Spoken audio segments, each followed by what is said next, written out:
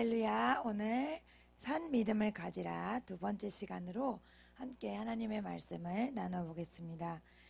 지난 시간에는 산 믿음을 가지라라는 첫 번째 시간으로 살아있는 믿음이 어떻게 그렇지 않은 것과 다른지 나눠봤어요. 첫 번째로는 산 믿음은 회개를 통해서 시작된다고 했습니다. 그리고 그 회개는 분명한 행동의 변화, 삶의 변화가 이어진다고 말씀드렸습니다. 그리고 산 믿음은 하늘로부터 온다. 또 산 믿음은 율법을 뛰어넘는 그런 하나님께 대한 사랑이 있다. 그리고 산 믿음은 하나님의 음성에 순종하며 따라간다는 말씀을 나누었습니다. 오늘은 그 이어서 그러면 산 믿음의 반대, 죽은 믿음을 가진 사람은 또 어떤 특징이 있는 건지 함께 말씀을 나눠보겠습니다. 누가복음 13장 나눠드린 프린트에 누가복음 13장부터 먼저 읽겠습니다. 22절부터 27절 말씀 시작. 예수께서 각성 각 마을로 다니사 가르치시며 예루살렘으로 여행하시더니 어떤 사람이 여짜오되 주여 구원을 받는 자가 적으니이까? 그들에게 이르시되 좁은 문으로 들어가기를 힘쓰라. 내가 너희에게 이르노니 들어가기를 구하여도 못하는 자가 많으리라. 집 주인이 일어나 문을 한번 닫은 후에 너희가 밖에 서서 문을 두드리며 주여 열어주소서 하면 그가 대답하여 이르되 나는 너희가 어디서 온 자인지 알지 못하노라 하리니 그때 너희가 말하되 우리는 주 앞에서 먹고 마셨으며 주는 또한 우리를 길거리에서 가르치셨나이다 하나 그가 너희에게 말하여 이르되 나는 너희가 어디에서 왔는지 알지 못하노라. 행악하는 모든 자들아 나를 떠나가라 하리라. 아멘. 네. 그래서 다른 말씀에서도 주여라고 부르는 사람들이 예수님을 찾는데 예수님은 나는 널 모른다 이렇게 말씀하신 부분이 있었지만 여기 누가복음에서도 또 같은 장면이 반복되고 있습니다. 그러니까 이 말씀이 같은 흐름을 가지고 있는데 주님이 한 번 얘기하신 게 아니라는 거예요. 이 말씀은 굉장히 중요한 말씀이라는 뜻이겠죠. 여기 보면은 어떤 사람이 직접 예수님께 물어보는 거예요. 구원받는 사람이 적습니까? 이렇게 물으니까 예수님이 좁은 문으로 들어가길 힘써라. 좁은 문으로 들어가길 힘써라. 그리고 내가 너에게 이르노니 들어가길 구하여도 못하는 자가 많으리라 이렇게 말씀하신 후에 그 다음에 어떤 얘기를 하시냐면 주인이 한 번 문을 닫으면 그 문은 다시 열리지 않는다는 거예요. 근데 그 문 앞에서 주여 열어주소서 이렇게 하는데 주님이 나는 너가 누군지 모른다 이런 말씀을 하신다는 거죠. 그랬더니 26절에 다시 또 설명합니다. 우린 주 앞에서 먹고 마셨으며 주는 또한 우리를 길거리에서 가르치셨나이다. 그러니까 주여라고 부르는 분들이 두 가지를 가지고 자신이 문 안에 들어갈 수 있다고 생각하고 있어요. 그것은 바로 첫 번째는 주 앞에서 먹고 마셨다는 거예요. 여러분 주 앞에서 먹고 마셨다는 거는 일단 육신적으로 주 앞에서 요즘 현대교회에 대입해 보면은 교회 와서 밥을 먹었다는 게 될 거예요. 육신적으로. 또 뭐 간식도 같이 먹고 차도 마시러 가고 교제를 했다는 거죠. 그런데 또 영적으로 보면 주 앞에서 우리가 영의 양식을 먹어야 합니까? 아니면 주 안에서 먹어야 합니까? 주 안에서 먹어야 되잖아요. 그리스도 안에서. 그러니까 이분들은 주 안에서 먹은 게 아니고 어디서 먹은 거예요? 주 앞에서. 여기가 주님 계시는 임재하시는 성전이잖아요. 그러니까 주 앞에서. 또 큰 의미로는 나는 천지에 충만하다고 하셨기 때문에 어디서든지 뭐 교회 사람들과 어울려서 밥을 먹는다든지 그 사람의 전도를 듣는다든지 그러면서 차를 마신다든지 그런 여러 가지 큰 범위로 그런 것들이 다 뭐라고 해석할 수 있을까요? 주 앞에서 먹은 거죠. 그런데 또 하나가 있어요. 길거리에서 주님이 우리를 가르치셨다는 거예요. 그러니까 주님이 우리를 가르치셨다. 즉 말씀을 들었다는 거죠. 목사님의 교회 와서 말씀을 들었던지, 아니면 뭐 교회 집사님의 전도의 말씀을 들었던지, 아니면 길거리에서 크게 외치는 복음 전파자의 말을 들었던지, 핵심은 뭐예요? 복음을 들었다는 거예요. 그러니까 복음을 들었고 주 앞에서 먹었다. 즉 교회에서 혹은 교회 관련된 성도들과 교제를 했었다. 이런 것 때문에 나는 천국에 들어간다 라고 생각하는 부류들이 있다는 거죠. 그런데 주님은 나는 너를 모른다. 그리고 더 충격적인 말은 행악하는 자다 이렇게 말씀하셨어요. 그러니까 우리가 예수님 안에서만 의로움을 받을 수 있잖아요. 우리는 본성이 죄인이기 때문에 예수님 밖에서는 예수님 앞에, 하나님 앞에 인정받을 게 전혀 없거든요. 그러니까 예수님 밖에 있었기 때문에 그들은 행악하는 자일 수밖에 없는 거죠. 그러니까 여기서 우리가 알 수 있는 건 주님이라고 부르는 사람들 중에 그리스도 밖에 있는 사람들도 있더라라는 것을 우리가 다시 한번 확인할 수 있는 거예요. 그래서 주여 주여 라고 외친다고 다 하나님의 나라에 가는 것이 아니라는 말씀을 주님이 하신 이유는 바로 이것 때문입니다. 바리새인들도 예수님 하나님께 주님이라고 불렀잖아요. 그런데 그들에게는 구원받을 만한 믿음이 없었잖아요. 그러니까 주여라고 내가 부르고 내 입장에서 믿음을 갖는 것이 그게 하나님이랑은 다르다는 것을 이런 증거를 통해서 확인해야 돼. 내가 예수님 안에서 영의 양식을 먹고 있는가? 아니면 내가 예수님 밖에서 내 지식으로 성경을 듣고 있는가? 그것에 차이가 있거든요. 그래서 예수님 밖에 있던 자들, 예수님 밖에서 먹고 마시던 자들은 마태복음 3장 12절에 보면 손에 키를 들고 자기의 타작마당을 정하게 하사 알곡은 모아 곳간에 들이고 쭉정이는 꺼지지 않는 불에 태우시리라. 주님이 행악하는 모든 자들이라고 말한 이 사람들은 어떻게 돼요? 꺼지지 않는 불에 태우신다라는 말씀을 하셨어요. 영원한 불에 들어간다 이렇게 말씀하셨어요. 똑같은 거의 비슷한 말씀이 마태복음 25장에 있습니다. 31절부터 33절 또 41절 44절부터 46절까지 같이 읽겠습니다. 인자가 자기 영광으로 모든 천사와 함께 올 때 자기 영광의 보좌에 앉으리니 모든 민족을 그 앞에 모으고 각각 구분하기를 목자가 양과 염소를 구분하는 것 같이 하여 양은 그 오른편에 염소는 왼편에 두리라. 또 왼편에 있는 자들에게 이르시되 저주를 받은 자들아 나를 떠난 마귀와 그 사자들을 위하여 예비된 영원한 불에 들어가라.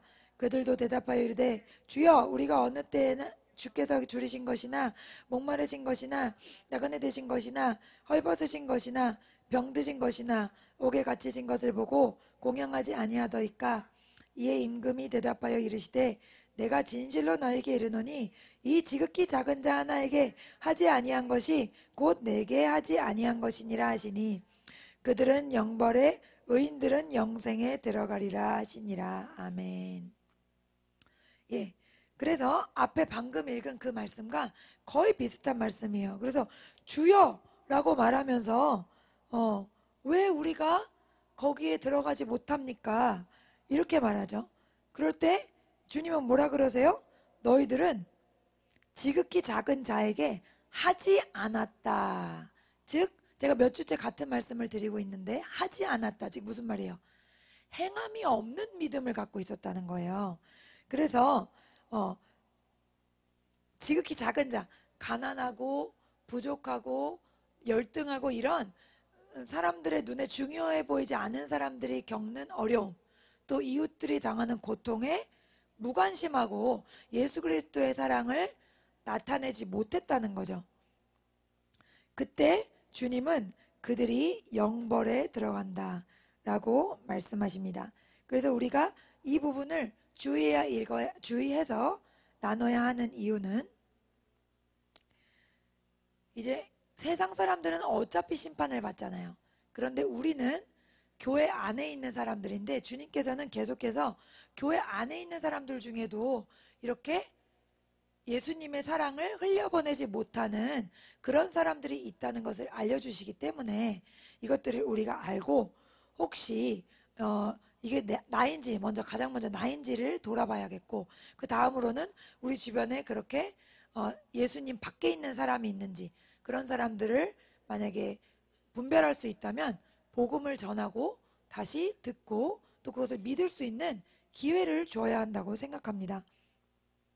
여러분, 그래서 이 주여라고 불렀던 사람들이 지옥의 심판에 갔는데 가장 큰 차이가 뭐였어요? 그 행함이 있느냐, 즉 예수님의 말대로 따라서 사느냐, 내 삶의 실제 결정권자가 누구인가, 그것을 확인해 보아야 합니다. 교회에서는 주님이라고 하지만 실제로는 직장에서 내가 얼마나 큰 영향력을 끼칠 수 있을 것인가, 내가 얼마만큼 승진할 수 있을 것인가, 아니면 내가 얼만큼 빨리 부자가 될 수 있을 것인가, 아니면 내 아들이나 딸이 예수님보다 더 중요한 부분을 내 마음에 차지하고 있지는 않는지, 그런 것들을 우리가 살펴봐야 된다는 거죠. 왜냐하면 이것이 내 영원한 생명을 결정하는 중요한 사안이기 때문입니다. 그렇다면 이런 가짜 믿음, 죽은 믿음을 가진 사람들의 특징은 무엇인지 자세하게 몇 가지 더 살펴보겠습니다. 지난주에 산 믿음은 하늘로부터 온 거라고 말씀드렸죠. 하나님으로부터 나온 거라고 말씀드렸어요. 반대로 죽은 믿음은 자기가 믿는 거라고 말씀드렸어요. 그래서 이 주여라고 하지만 영생에 들어가지 못하는 믿음은 어떤 믿음이면 내가 믿는 거죠.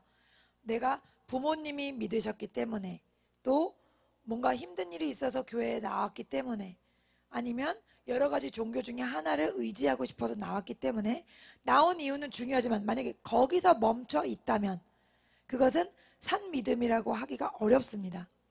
제가 목사인 아버지 밑에서 20년 넘게 교회를 빠지지 않고 다녔는데 예수님을 믿지를 않았어요.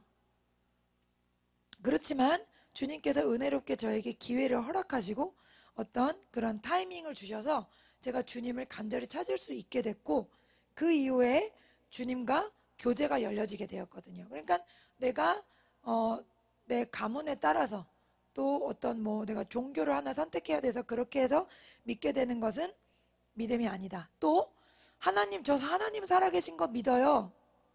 이것도 구원받은 믿음은 아니에요. 왜냐하면 야고보서 2장 19절 읽어봅니다. 내가 하나님은 한 분이신 줄을 믿느냐? 잘하는도다. 귀신들도 믿고 떠느니라. 여러분, 하나님이 한 분이라는 것을 믿는 그 믿음만으로 우리가 구원에 이르지 못합니다. 구원은 반드시 예수께서 내 죄를 위해 죽으시고 부활하셨다는 것을 믿고 고백하고 예수님을 주인으로 사는 삶을 살 때 이루어지는 것이거든요. 그러니까 하나님이 한 분이시다, 하나님 살아계시다, 이것을 아는 걸로는 안 된다는 거예요. 그건 귀신들도 아는 믿음이라는 거죠. 그리고 또 더 안타까운 거는 교회 오면서도 하나님이 한 분이라는 것도 모르는 사람도 있다 없다? 있어요. 하나님이 살아계신 것도 의심하는 사람이 있다 없다? 있습니다. 그래서 누구 따라왔든지 억지로 누구 때문에 와 있든지 이런 분들은 자세히 질문해 보면 어떻죠? 나오긴 나오는데 하나님 진짜 살아있는지는 잘 모르겠어요. 이런 말 하는 분들도 있어요. 그렇기 때문에 하나님이 한 분이라는 것, 하나님 살아계신다, 그리고 혹은 그것조차 믿지도 않는 것, 그런 것은 구원받을 믿음을 가졌다고 할 수가 없다라는 것을 알아야 됩니다. 우리가 설교를 들을 때, 말씀을 들을 때, 예배를 드릴 때 이 말씀이 정말 하나님께로부터 왔다는 그런 자세를 가질 때 우리가 진리를 알게 됩니다. 데살로니가 전서 2장 13절 말씀. 이러므로 우리가 하나님께 끊임없이 감사함은 너희가 우리에게 들은 바 하나님의 말씀을 받을 때 사람의 말로 받지 아니하고 하나님의 말씀으로 받음이니 진실로 그러하도다. 이 말씀이 또한 너희 믿는 자 가운데서 역사하느니라. 아멘. 예. 그래서 이렇게 교회를 왔지만 어떤 목사님으로부터 말씀을 들을 때, 설교자로부터 말씀을 들을 때 그냥 이 말씀이 저 사람이 하는 말이다 이렇게 하고 지나가 버리면 이것이 역사하는 믿음이 되지 못한다는 거예요. 저도 수십 년간 교회를 다녔지만은 저건 우리 아빠가 하는 말이야 이렇게 생각했거든요. 정말로. 그랬더니 그게 믿음이 되지 못하는 거예요. 근데 막연하게 아빠는 좋은 분이지. 하지만 저건 아빠가 하는 말이야. 이렇게 생각할 때 저에게 믿음이 들어오지 않았던 것 같아요. 그래서 주님은 여기서 이렇게 말씀하십니다. 그 말이 누구로부터 들리든지 하나님의 말씀으로 받을 때 그것이 역사하는 믿음이 되는 줄로 기억하시기 바랍니다. 그래서 예수님께서 내 죄를 위해서 죽으셨다는 것이 믿어질 때 그것이 바로 하늘로부터 오는 믿음이다. 그것을 알아야 합니다. 그래서 누군가 때문에 내가 같이 천국 갈 수 없습니다. 아빠가 천국 간다고 내가 따라가는 게 아니고 아내가 천국 가서 남편이 따라갈 수가 없어요. 그렇기 때문에 각자 자기가 회개하며 예수 그리스도를 주인으로 삼을 때 그것이 하늘로부터 온 믿음이라는 것을 기억하시기 바랍니다. 또 두 번째로 죽은 믿음의 사람도 기도의 응답은 경험할 수 있습니다. 하나님은 자신이 살아계신 분이라는 것을 알려주시기 위해서 하나님은 모든 사람이 구원에 이르시길 원하시기 때문에 사람들에게 많은 증거를 보여주세요. 그래서 직장에서 승진도 하고 기도하면 교회 나와서 또 아픈 아이의 병이 낫기도 하고 사업의 물꼬가 뜨이기도 하고 기적적인 일들을 경험하기도 합니다. 그런데 이것은 하나님께서 진리를 알 수 있도록 이끄신 것이지 이것 자체가 진리를 알았다는 증거가 되지는 못해요. 왜냐하면 성경에 보면 이런 말씀이 있죠. 요한복음 6장 26절 예수께서 대답하여 이르시되 내가 진실로 진실로 너에게 이르노니 너희가 나를 찾는 것은 표적을 본 까닭이 아니요 떡을 먹고 배부른 까닭이라. 떡을 먹고 배부른 건 뭐예요? 예수님을 따르다가 육신적인 어떤 좋은 일이 생겼다는 거예요. 육신의 원함을 해소할 수 있는 그런 일이 생겼다는 거예요. 그러니까 직장 문이 열려지거나 뭐 사업이 잘 되거나 뭐 아이가 뭐 어떤 문제가 해결되거나 이런 어떤 예수님을 따르다가 응답되는 일이 있었다는 겁니다. 그런데 이 사람들은 다 어디 갔습니까? 예수님 십자가 못 박히실 때 아무도 없었잖아요.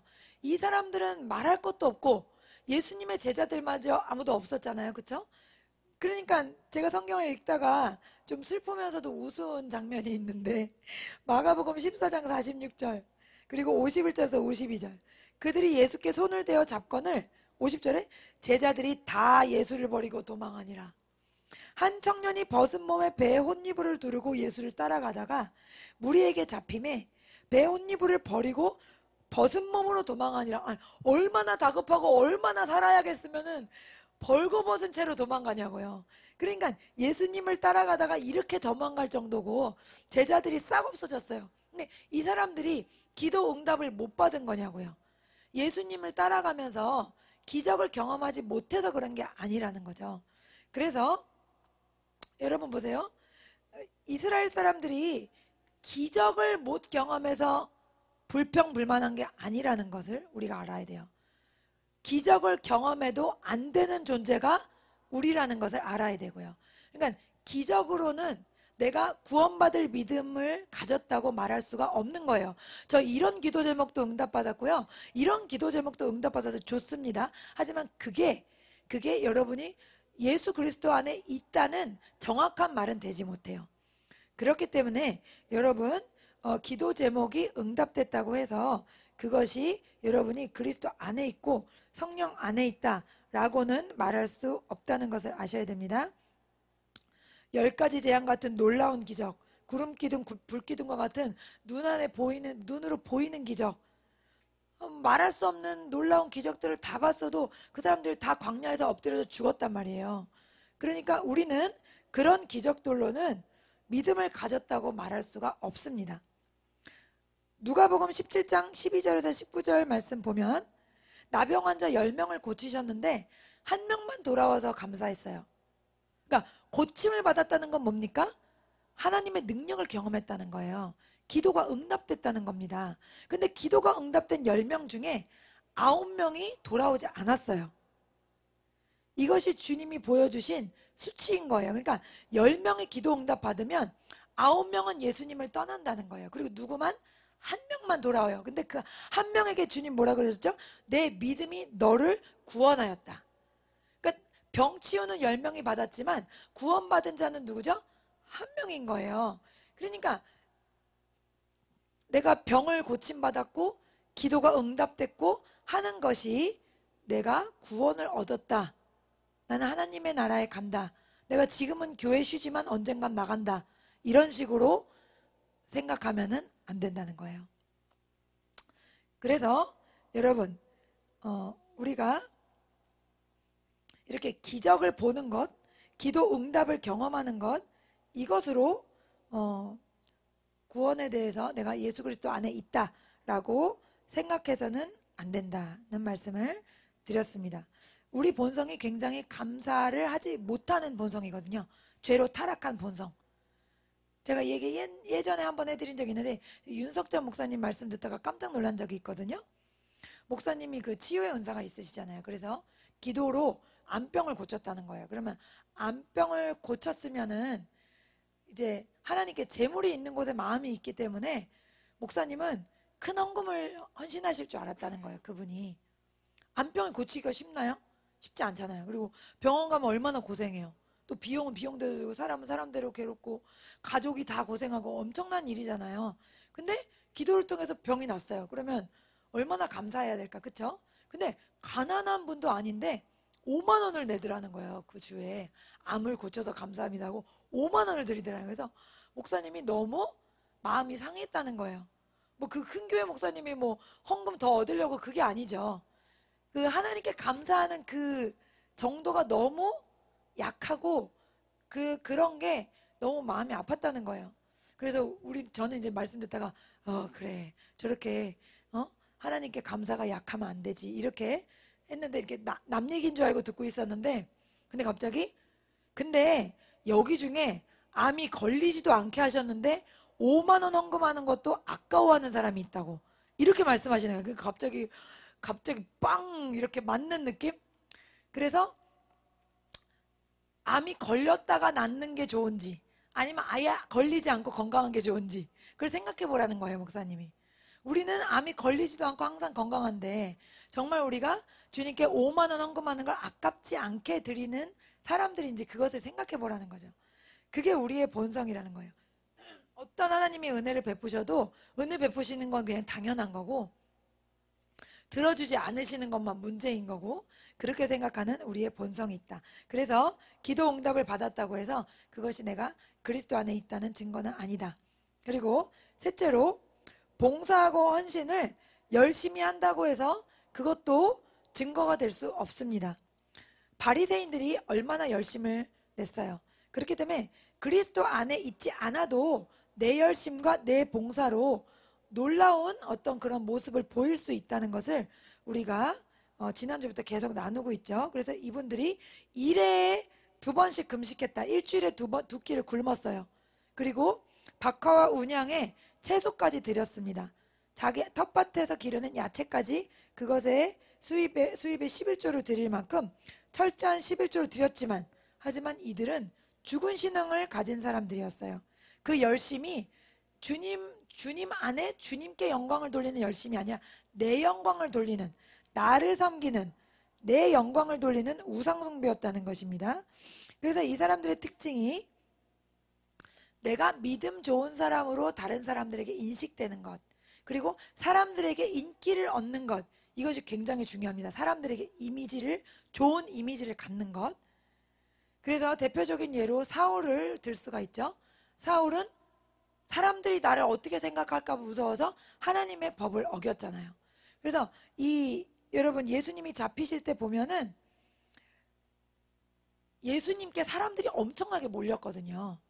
죽은 자 고치시고 병든 자 치료하시고 귀신 다 쫓으시고 엄청나게 몰렸어요. 그때 대제사장들이 예수님을 시기했다고 나와 있어요. 사람들이 시기해서 예수님을 넘겼다고 돼 있거든요. 또 베드로가 복음을 전할 때도 시기했다고 나와 있어요. 거기에 사람들이 몰리니까. 그러니까 이 바리새인의 믿음, 즉 내 열심으로 하나님을 섬길 때 나타나는 특징은 사람들이 나에게 몰리지 않을 때 그것을 굉장히 충격적으로 생각한다. 그리고 그렇게 몰리는 곳에 그것이 나여야 된다는 그런 생각을 갖고 있다는 거죠. 그래서 우리 각자가 어떤 이런 것들 이런 사람들이 나를 어떻게 볼까 때문에 봉사하고 있는지 아닌지 그런 것들을 계속해서 들여다봐야 합니다. 성령으로 감동받지 않은 봉사, 성령으로 감동받지 않은 헌금, 성령으로 감동받지 않은 예배는 하나님께 올려드려지지가 않는 거죠. 땅에 떨어지는 거죠. 그래서 각자가 우리가 하나님 앞에 자기 자신의 모습을 돌아봐야 하고요. 왜냐하면 특별히 이 사람들의 다수가 바리새인 중에도 아주 소수 예수님께 돌아오고 주님을 믿는 사람들도 있었지만은 대부분의 사람들은 자기가 무슨 잘못을 하는지 몰랐어요. 그렇기 때문에 우리가 항상 하나님, 제가 봉사하는 것이, 제가 헌신하는 것이, 제가 주님을 섬기고 교회를 섬기는 것이 주님 안에 있는 것입니까? 아니면 제 힘으로 하는 것입니까? 그것들을 확인해 나가야 되는 줄 믿습니다. 그리고 네 번째로는 은사가 나타날 수 있습니다. 은사.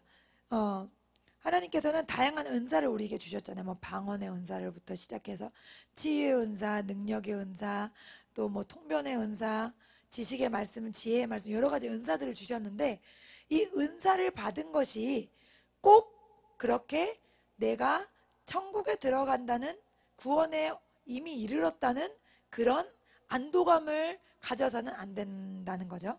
이 은사 때문에 난 당연히 뭐 그래 하고 그것이 나를 교만하게 해서는 넘어지기가 쉽다는 거예요. 초기에 우리 한국 교회에 막 이렇게 뜨겁게 부흥하면서 많은 은사자들이 일어났거든요. 그 은사자들이 또 여럿 이단으로 빠졌잖아요. 그래서 막 이단의 교주가 되기도 하고. 근데 안타까운 것은 하나님은 너무나 마음이 넓고 자비로우시기 때문에 그 사람들이 잘못된 길을 가더라도 은사는 거두어들이지 않으시는 거죠. 그래서 계속해서 막 병도 낫고 막 기적도 일어나고 막 능력도 역사하고 막 그러니까 자신이 계속해서 뭔가가 하나님께 사로잡힌 사람인 것처럼 그렇게 하다가 결국에는 많은 사람을 미혹으로 이끄는 사탄의 도구가 되거든요. 그래서 제가 전에도 말씀드렸지만 방언을 한다고 자랑하면서 주일 예배를 안 가는 사람을 봤어요. 그렇기 때문에 여러분, 내가 방언을 한다는 것이 내가 구원에 이르렀다는 그런 단순 논리로 접근해서는 안 됩니다. 내가 처음에 순수한 믿음을 갖고 성령의 능력을 체험해서 방언을 말할 수 있습니다. 그러나 내가 내 성전의 마음의 심령의 불이 꺼지고 하나님과 멀어졌어요. 어느 정도로? 주일 예배를 가지 않을 정도로. 그렇게 멀어졌는데도 나는 여전히 예수님 안에 있다. 왜? 입을 열어 기도하면 방언이 나오기 때문에 이런 식으로 생각해서는 안 된다는 거예요.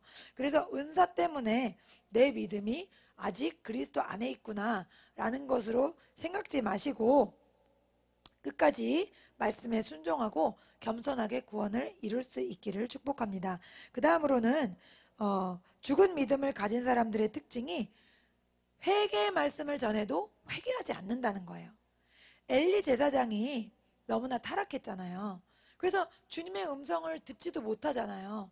그러다가 이제 3번 얘기하니까 4번째 알아듣잖아요. 그런데 그렇게 타락한 사람에게 하나님은 이분을 사랑하시니까 하나님의 사람을 보내서 당신은 이런 잘못을 했습니다 라고 정확하게 찔러서 얘기합니다. 근데 그때 주님 제가 이렇다니요 하고 마음을 찢으면 회개해야 되는데 그게 아니라 그냥 아무 반응이 없어요. 아들들 때문에 이런 재앙이 왔다 하나님 말씀하시는데 내 아들들아 그러면 안 되니라 이렇게 말하고 끝나는 거예요. 그리고 어느 곳에서도 회개했다는 장면이 없습니다. 사무엘상 2장 27절에서 34절 말씀 약간 길지만 함께 읽어보겠습니다. 하나님의 사람이 엘리에게 와서 그에게 이르되 여호와의 말씀에 너희 조상의 집이 애굽에서 바로의 집에 속하였을 때 내가 그들에게 나타나지 아니하였느냐? 이스라엘 모든 지파 중에서 내가 그를 택하여 내 제사장으로 삼아 그가 내 제단에 올라 분향하며 내 앞에서 에봇을 입게 하지 아니하였느냐? 이스라엘 자손이 드리는 모든 화제를 내가 내 조상의 집에 주지 아니하였느냐? 너희는 어찌하여 내가 내 처소에서 명령한 내 제물과 예물을 밟으며 내 아들들을 나보다 더 중히 여겨 내 백성 이스라엘이 드리는 가장 좋은 곳으로 너희들을 살찌게 하느냐? 그러므로 이스라엘 하나님 나 여호와가 말하노라 내가 전에 내 집과 내 조상의 집이 내 앞에 영원히 행하리라 하였으나 이제 나 여호와가 말하노니 결단코 그렇게 하지 아니하리라. 나를 존중히 여기는 자를 내가 존중히 여기고 나를 멸시하는 자를 내가 경멸하리라. 보라, 내가 내 팔과 내 조상의 집 팔을 끊어 내 집에 노인이 하나도 없게 하는 날이 이를지라. 이스라엘에게 모든 복을 내리는 중에 너는 내 처소의 환난을 볼 것이요 내 집에 영원토록 노인이 없을 것이며 내가 끊어버리지 아니할 내 사람이 내 눈을 쇠잔하게 하고 내 마음을 슬프게 할 것이요 내 집에서 출산되는 모든 자가 젊어서 죽으리라. 내 두 아들 홈니와 비느하스가 한날에 죽으리니 그 둘이 당할 그 일이 내게 표징이 되리라. 아멘. 네. 하나님께서 27절 28절에 내가 너희 가문을 선택한 것이 얼마나 대단한 일이냐 이거예요. 얼마나 네가 복을 많이 받았느냐. 바로의 집에 속았을 때부터 너희들을 구출해내고 내가 너 조상을 선택해서 이렇게 에봇을 입고 내 앞에 분향하는 대로 삼았는데 네가 어떻게 나한테 이럴 수가 있냐. 하나님이 이러시는 거예요. 어찌하여 내 재물과 예물을 밟냐. 너 아들을 나보다 더 중히 여겨. 이래서 이 아들들이 무슨 죄를 지었나 보면은 백성들이 가지고 온 고기, 그것을 하나님께 드리기 전에 생고기로 가져다가 뭐 생으로 먹었는지 스테이크를 해 먹었는지 내가 먼저 먹어야 되겠다 이거죠. 그런 기가 막힌 죄를 저지르고 또 보면은 조금 민망하지만은 그 앞에 수종 드는 여인과 또 동침했다 그런 일도 있어요. 그러니까 여러 가지 악을 저지른 거죠. 그런데 이 엘리는 어떻게 하냐면 내 아들들아 그리하지 말라. 내가 들리는 소문이 좋지 아니하니라. 이렇게 하고 정작 자신이 하나님 앞에 무릎 꿇고 회개했다는 말이 전혀 없어요. 그런데 주님이 이렇게까지 명확하게 얘기해 주셨는데 그리고 또 사무엘을 통해서 이 얘기를 또 해주셨거든요. 엘리를. 그만큼 엘리 제사장을 사랑하시는 거예요. 근데 주님이 얘기하시는 거 보세요. 29절에 나 여호와가 말하노라 내가 전에 너 집과 너 조상의 집이 내 앞에 영원히 행하리라 하였으나 이제 나 여호와가 말하노라 결단코 그렇게 하지 아니하리라. 내가 너의 집을 영원히 세운다 했지만 너의 이러한 악을 보니 도저히 내가 참을 수가 없다. 근데 이 말씀을 하시는 와중에도 주님은 엘리를 심판하고 싶으신 걸까요? 심판하시기 싫으신 걸까요? 심판하시기 싫으신 거죠. 그래서 이 말씀을 하신 거예요. 그래서 엘리가 돌아오길 원하시지만 그러나 안타깝게도 돌아오지 않더라. 그래서 이 죽은 믿음에 빠져 있으면 주님의 말씀을 듣고 회개하기가 쉽지가 않다. 이거를 알아야 돼요. 사울도 주님이 내가 너를 버렸다 이렇게 했는데 정작 울어야 될 사울은 안 울고 누가 옵니까? 사무엘만 밤새 울면서 기도해요. 하나님 이 사람을 기억하옵소서. 그리고서 하나님이 38년을 더 줬잖아요. 40년이라는 시간을 그 사람한테 줬는데 그래도 회개합니까? 안 합니까? 안 해요. 이미 잘못된 길로 들어갔기 때문에 회개하기가 쉽지가 않은 거예요. 또 아합도 그렇죠. 심판이 임하겠다. 네가 어떻게 죽겠다. 개들이 네 시체를 먹는다. 이렇게 주님이 명확한 재앙의 말씀을 하셨는데도 회개하지 않았습니다. 주님이 이렇게 말씀하십니다. 시편 95편 7절에서 8절. 그는 우리의 하나님이시오 우리는 그가 가르치는 백성이며 그의 손이 돌보시는 양이기 때문이라. 너희가 오늘 그의 음성을 듣거든 너는 무리바에서와 같이 또 광야의 마사에서 지냈던 날과 같이 너희 마음을 완악하게 하지 말지어다. 아멘. 예. 그래서 우리가 주님의 음성을 들을 때 이스라엘에서 하나님께 도전하고 불평해서 멸망당한 그 사람들처럼 우리가 마음을 완악하게 해서는 안 된다는 말씀입니다. 그래서 그리스도 안에 있는 살아있는 믿음을 가진 사람들의 특징 하나가 작은 실수, 작은 죄악에도 굉장히 마음 아파한다는 거예요. 하나님 앞에 정말 떨며 기도한다는 거예요. 그것 때문에 아 내가 이 죄를 또 지었구나. 아 내가 이것 때문에 또 넘어졌구나 하는 것이 자책이 되고 탄식이 되고 하나님 앞에 정말 그것 때문에 눈물로 나아가야 합니다. 그래서 이렇게 작은 죄라도 주님이 깨닫게 하셨을 때 즉각 회개하면서 주님 앞에 나아갈 수 있는 성도들 되시기를 예수님의 이름으로 축복합니다. 마지막으로 산 믿음을 가진 사람이 적은 무리라는 것을 알아야 합니다. 처음에 읽었던 누가복음 13장 22절에서 24절 앞에 세 절만 다시 한번 읽겠습니다. 예수께서 각 성, 각 마을로 다니사 가르치시며 예루살렘으로 여행하시더니 어떤 사람이 여짜오되 주여 구원을 받는 자가 적으니까 그들에게 이르시되 좁은 문으로 들어가기를 힘쓰라. 내가 너에게 이르노니 들어가기를 구하여도 못하는 자가 많으리라. 아멘. 예. 그래서 주님 뭐라 그러세요? 좁은 문으로 들어가기를 힘써야 된다는 거예요. 믿음은 위로부터 나오지만 그 믿음을 지키도록 우리도 애써야 된다는 겁니다. 좁은 길을 계속해서 가야 된다는 거예요. 그런데 그 좁은 문은 어떻다고요? 마태복음 7장 13절에서 14절 읽겠습니다. 좁은 문으로 들어가라. 멸망으로 인도하는 문은 크고 그 길이 넓어 그리로 들어가는 자가 많고 생명으로 인도하는 문은 좁고 길이 협착하여 찾는 자가 적음이라. 아멘. 네. 그래서 여러분, 주님은 생명으로 인도하는 길, 예수님을 따르는 길은 좁고 어려운 길이라고 말씀하셨어요. 좁은 길은 가기가 쉬워요, 어려워요? 발 하나 디디기도 어렵고 애쓰는 그런 길이죠.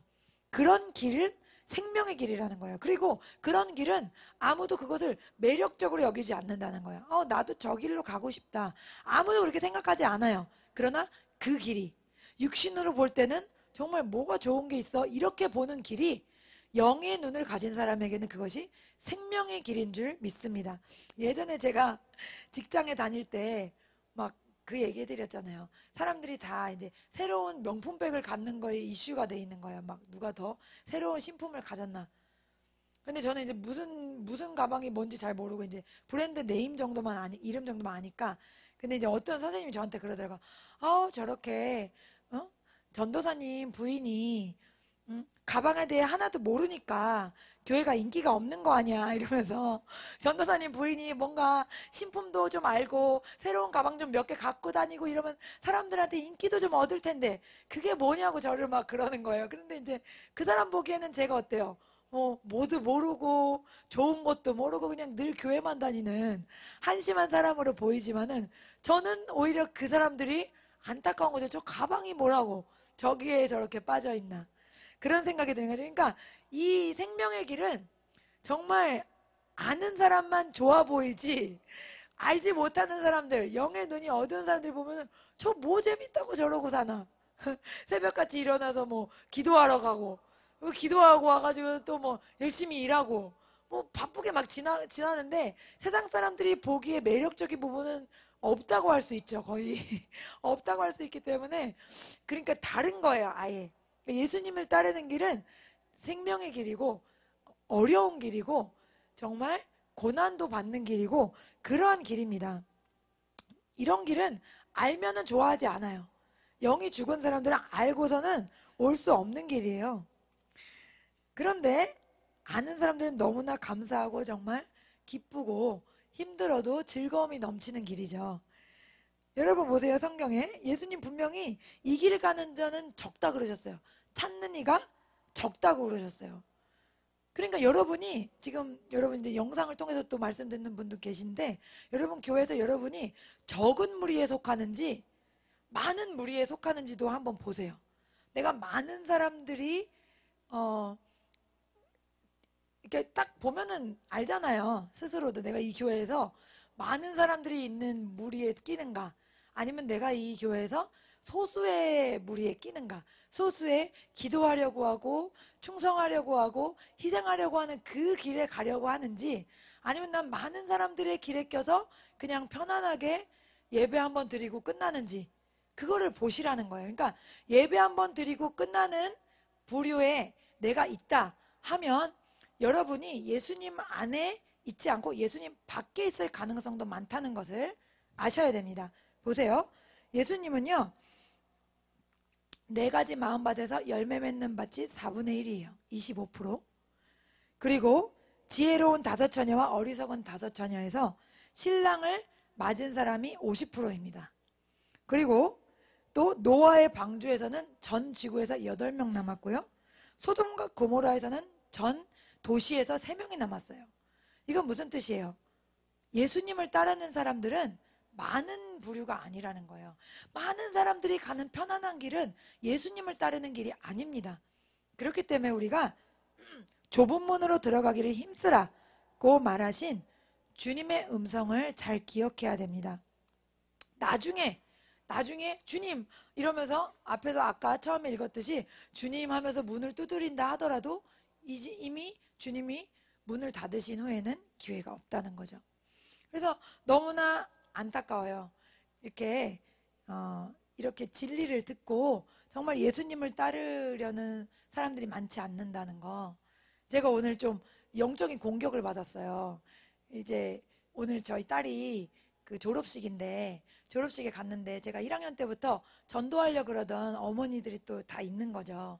그래서 이제 그냥 가려고 그러는데 저희 딸이 워낙 외향적이라 저는 원래 좀 내성적이에요. 그래서 저는 그냥 오고 싶었는데 딸이 또 엄마 인사해야지 막 이래가지고 또 그래 이러고 이제 가서 인사를 했는데 그 저만 빼고 그 1학년 때 같은 반이었던 엄마들이 다 모여서 다 같이 단체 사진 찍고 막 그러는 거예요.